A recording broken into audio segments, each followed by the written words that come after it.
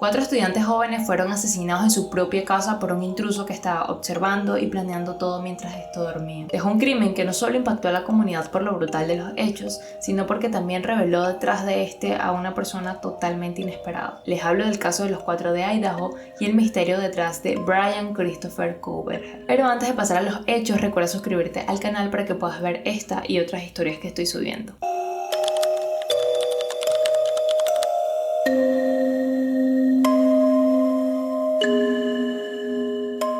Las víctimas fueron 4 estudiantes de la Universidad de Idaho quienes compartían una casa en una ciudad bastante tranquila. Empecemos por Kylie Goncalves, quien tenía 21 años de edad y era estudiante senior en estudios generales. Era miembro de una hermandad llamada Alpha Pi y de esta chica se sabe que tenía ganas de graduarse para comenzar una nueva vida. Tenía una amiga desde su infancia con la cual era inseparable y también será otra de las víctimas. Esta es Madison Moon, de 21 años de edad, senior en marketing y también miembro de la misma hermandad que su amiga anterior. Se sabe que era una chica alegre y sociable, a su vez que también responsable, pues esta trabajaba en un restaurante a la vez que terminaba sus estudios. Entre las otras víctimas está Shanna, quien tenía 20 años de edad, era junior en marketing y también pertenecía a la misma hermandad que las otras chicas y trabajaba en el mismo restaurante que Madison. Se dice que era bastante sociable y además bastante unida con su pareja, quien lastimosamente va a ser la última de nuestras víctimas. Ethan Chapin, de unos 20 años, era estudiante de segundo año en recreación y gestión turística y de este se sabe que era muy buen deportista.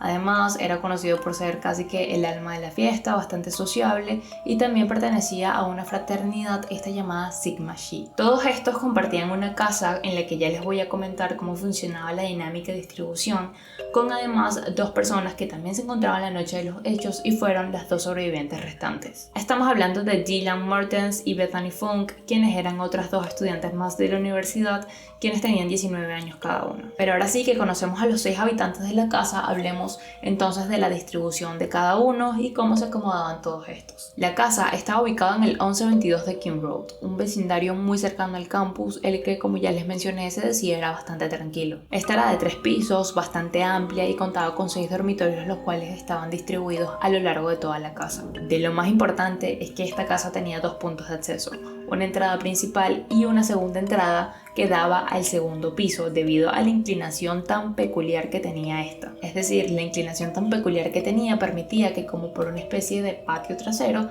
se pudiese llegar directamente al segundo piso de la casa. El tercer piso era habitado por Madison y Kylie, las mejores amigas, quienes compartían habitación aquí.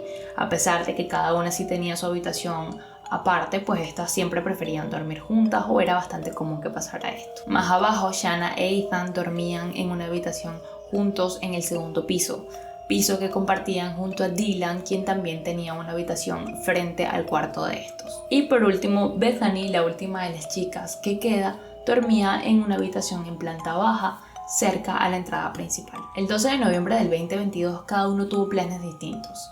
Madison y Kylie, las mejores amigas, estuvieron un rato en un bar, luego de eso pasaron a comer y terminan llegando a su casa como en la 1:56 de la madrugada. Tan solo unos minutos después llegan Shanna e Ethan, quienes acababan de volver de asistir a una fiesta a la fraternidad de la cual era parte Ethan. Esto es más o menos alrededor de las 2 a.m., lo cual quiere decir que a las 2 de la madrugada ya se encontraban las 4 víctimas dentro de la casa. Aproximadamente unos 20 minutos o media hora después llega Dylan, una de las chicas sobrevivientes, y Bethany, la última chica sobreviviente, ya se encontraba en la casa. Por lo que ahora sí estaban todos y cada uno se fueron a sus respectivas habitaciones, tal cual como se los acabo de describir. Inician los hechos de esa madrugada aproximadamente a las 4 a.m., hora en la que Dylan empezó a escuchar ruidos por toda la casa. Al principio, esta creía que estaba exagerando, pero poco a poco los ruidos fueron incrementando. Empezó a escuchar llantos y como una voz que decía: "Yo te voy a ayudar". I called on my phone, I called Xana, Maddie, and Kaylee, none of them answered. So then I opened up the door to look, and that's when I saw the guy pass by. He looked at me, but he didn't come towards me or say anything, which was really confusing to me. I don't understand that. And I'm pretty sure he went out the side door. Esta, extremadamente asustada sin saber si lo que estaba escuchando era real o no, decide abrir su puerta para salir a investigar qué estaba pasando, y justo cuando la abre, frente a ella se encuentra a un hombre vestido de negro con pasamontañas en su hogar. Este se encontraba caminando por la casa y cuando Dylan abre la puerta se encuentra frente a frente con él. Ella, desesperada, lo que hace es volver a entrar a su habitación, cerrar la puerta y básicamente esperar lo peor. Sin embargo, los ruidos cesaron, todo parecía volver a calmarse y no había pasado nada. Es decir, este salió sin atacarla y sin hacer más. Dylan, por su parte, estuvo llamando a todos los miembros de la casa, de quienes no obtuvo respuesta, a excepción de Bethany. Al esta sí contestar sus mensajes, rápidamente le explicó lo que estaba pasando, así que ambas se encontraban muy asustadas. Dylan explicó que no sabía qué había pasado, pero creía haber visto un hombre dentro de la casa. Y aquí voy a hacer un paréntesis para hablar de lo que estas dos chicas van a hacer a continuación, porque fue de lo más polémico y criticado durante este caso. Y es que Dylan, a pesar de que acababa de ver un intruso en su casa, no decidió llamar a la policía ni alertar a nadie más. Y es que sí, tenía miedo, pero por otro lado no quería ser exagerada, pues en otras ocasiones esta ya se había alertado por ruidos que había escuchado en su casa y resultaba ser o algunos de sus compañeros o amigos de sus compañeros, pues también tienen que entender que era una casa de puros adolescentes que tienen muchos amigos y era una vivienda donde constantemente habían bastantes personas. Por ende, esta decide bajar a esconderse con Bethany en su habitación, donde termina pasando la noche hasta el día siguiente. Y no es hasta esa mañana, casi el mediodía, que luego de despertarse, Dylan y Bethany deciden llamar a amigos que vivían cercanos a la propiedad para que registren la casa, pues estas no se atrevían. No se atrevían a entrar, no se atrevían a ver qué había pasado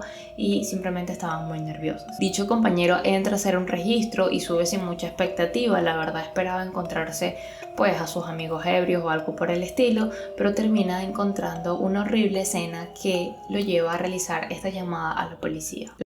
911 location of your emergency. Something is happening. Something happened in our house. We don't know what. One of the roommates has passed out, and she was drunk last night, and she's not waking up. Okay. Oh, and they saw some man in their house last night. Yeah.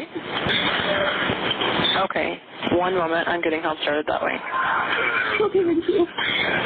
Sorry, they just gave me the phone. Is she breathing? No. La policía, al llegar, descubre una escena horrible de la que ya hablaremos con más detalle, pero en resumen eran los 4 habitantes restantes del hogar sin vida. Fue una investigación un poco compleja al principio porque no había ni señales de robo ni un móvil aparente, abriendo dudas sobre qué había sucedido esa noche. Y para entenderlo vamos a conocer quién era Brian Christopher Koberger, un hombre de 25 años para el momento de los hechos, originario de Pensilvania. Era licenciado con honores en psicología y un estudiante de doctorado en justicia penal. Todo esto lo ejercía en la Universidad Estatal de Washington, que se encontraba a unos 10 kilómetros de la de Idaho, donde vivían sus víctimas, con las cuales este no tenía ningún tipo de relación. Este no tenía antecedentes criminales ni tampoco algún historial de conductas violentas públicas. Sin embargo, sí poseía un conocimiento profundo sobre criminología, desde cómo analizar escenas del crimen, investigar patrones y cómo detectar comportamientos delincuentes. Irónicamente, excompañeros lo llegaron a describir como alguien bastante reservado y obsesivo. Tenía comportamientos inusuales o bastante compulsivos, como por ejemplo lavarse las manos constantemente, y tenía ciertos tocs. Se sabe que dormía bastante poco y algunas otras cosas también muestran que era una persona bastante perturbada. Este fue atrapado exactamente porque esa madrugada de los hechos, este entró por la puerta del segundo piso. Es decir, la puerta corrediza por la que se podía entrar y la que usualmente los chicos dejaban abierta porque, como les digo, se supone era un vecindario bastante tranquilo. Ingresó con un cuchillo que este compró en línea algunos meses antes y subió al tercer piso para primero encargarse de Madison y Kylie. Le proporcionó varias heridas con este mismo y se dice que fue en cuestión de segundos, pues estas fueron encontradas en la misma cama y sin signos de lucha. Luego descendió al segundo piso, donde atacó a Shanna e Ethan de la misma forma, con la diferencia de que Shanna mostraba signos de resistencia, lo que nos indica que esta estaba despierta al momento del ataque e intentó defenderse. Posteriormente tiene ese pequeño encuentro con Dylan, a quien decidió no hacerle nada y no sabemos el por qué. Huye del sitio, como ya les había comentado, y eso fue a las 4:20 de la madrugada, y se sabe gracias a cámaras de vigilancia que captaron un Hyundai blanco por esta zona, siendo esta de las primeras pruebas más contundentes. También está que junto a Madison se recuperó ADN masculino en la funda del cuchillo que este usó y también dejó en la escena. Su auto fue captado por las cámaras, su teléfono posteriormente se rastreó dentro de la zona y esta y otra serie de pruebas más fueron las que nos llevaron a dos cosas.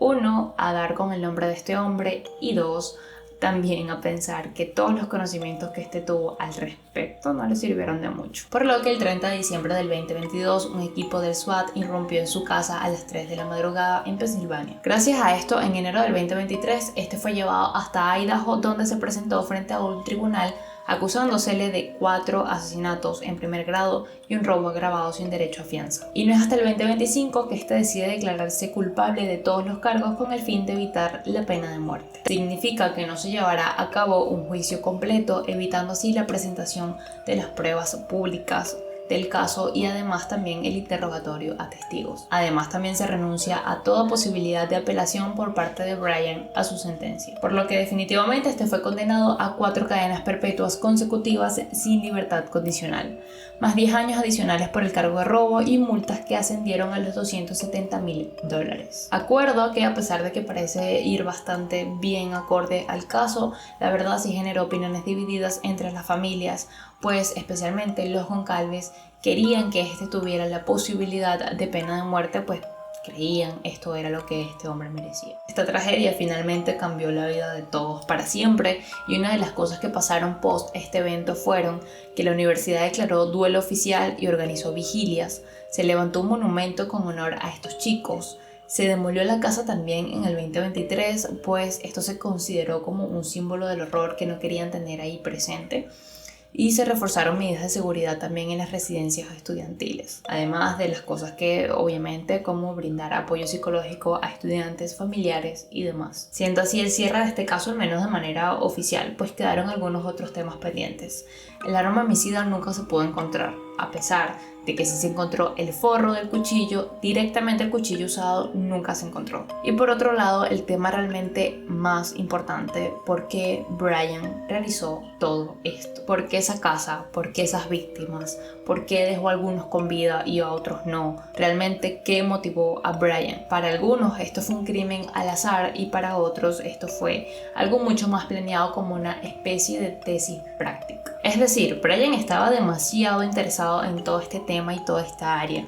Incluso en algún momento llegó a publicar en Reddit una encuesta dirigida a criminales condenados, donde este realizaba algunas preguntas como ¿qué los había llevado a elegir sus víctimas?, qué sentían al momento de realizar el crimen y cómo planificaron sus actos. Son preguntas bastante inusuales y la verdad hablan de la curiosidad que este sentía por dicho tema, por lo que no nos es difícil pensar que en algún momento este iba a terminar despejando sus dudas en la vida real y realizando un acto como este. Muy probablemente esperaba que al no tener un móvil y no estar vinculado con las víctimas, la investigación fuera más enredada, pero realmente a nivel policial no fue así. Sin embargo, a nivel mediático se hubieron ciertas dudas al inicio de todo este caso. Pues una vez se conoce la historia de que estos 4 chicos habían fallecido, a nivel mediático los primeros en ser acusados fueron las mismas sobrevivientes y otras víctimas de esa casa. Pues parecía demasiado extraño que quedaran 2 sobrevivientes quienes supuestamente habían visto al agresor y este no les hizo nada, lo cual nos hace abrir también la pregunta de si realmente este era el plan de Brian, dejar con vida finalmente a Dylan para que esta fuera una sospechosa. Pero independientemente de si lo haya hecho con esta intención o no, afortunadamente todo se pudo aclarar y el culpable está tras las rejas. Es bueno terminar un caso que está resuelto. Si quieres algún tipo de contenido similar, házmelo saber acá abajo en comentarios. Si te gustó este video también, y recuerda suscribirte para más contenido.